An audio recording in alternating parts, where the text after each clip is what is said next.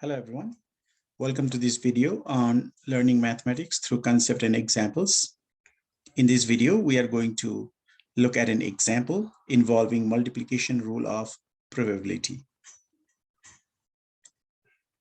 Here is the example. Let's read through this first. Table below summarizes results from pedestrians' death that were caused by automobile accidents. If two pedestrians' deaths are randomly selected, so that is, we are looking at the cause of death of first pedestrian and the second pedestrian. Okay, that is the meaning of if two different pedestrian deaths are randomly selected, we have to find the probability that they both involve pedestrian were intoxicated, were not intoxicated. Probability that both involve pedestrian were not intoxicated. Give your answer as a decimal rounded to 4 places. So here we have the information. So here we have two questions. Driver intoxicated, yes or no? Pedestrian intoxicated, yes or no? And we have a number of accidents here. For example, there's 49. Meaning of 49 is there are 49 accidents in which the driver were intoxicated and also the pedestrian were intoxicated. 262 accidents that involve the driver were not intoxicated, but the pedestrian were intoxicated. Here, 71. In this case, the driver were intoxicated, but the pedestrian were not. And 602 accidents are there in which driver were not intoxicated and also the pedestrian were not intoxicated. So that is the meaning of this information here. Now, if you want to know the total number of accidents, all we have to do is we have to add these 4 different values. So to know the total number of accidents, we have to add these 4 accidents. So let's begin there. Total accidents.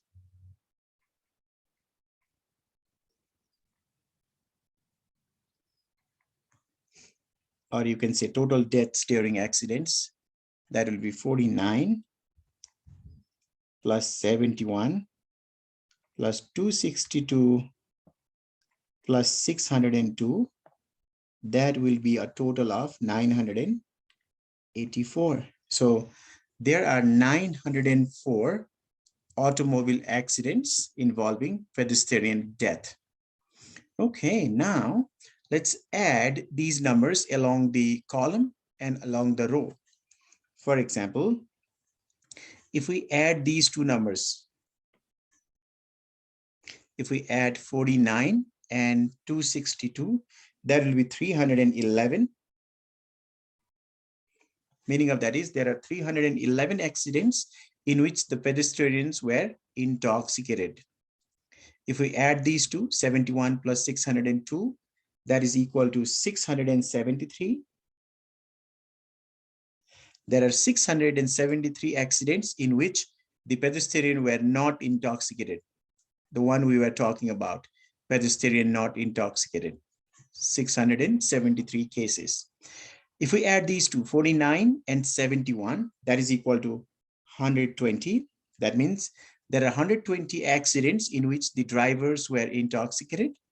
And if we add these two numbers, 262 and 602, that is equal to 864. Meaning of that is there were 864 cases of accidents in which there is the pedestrian death, in which the drivers were not, the drivers were not intoxicated. Okay, once we have this much information, we can find the probability that is asked. Now, the question is, we have to find the probability in which both involved pedestrian were not intoxicated. That means the first pedestrian not intoxicated, I'm writing PNI, pedestrian not intoxicated, and second pedestrian not intoxicated.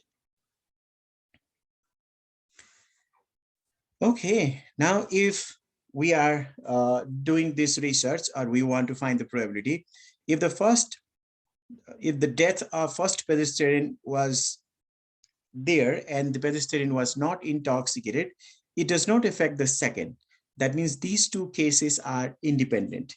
And also because we have and, this is the multiplication. So we can write probability that the pedestrian is not intoxicated times probability that the second pedestrian is not intoxicated. One more time, let me clarify you. Maybe I said something here. When we select the first one, okay, out of total of 984, when the first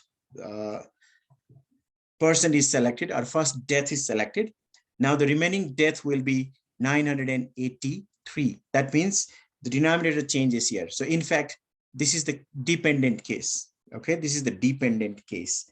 So if I say something else, please correct that. This is the dependent case. Okay, multiplication rule for probability of dependent case.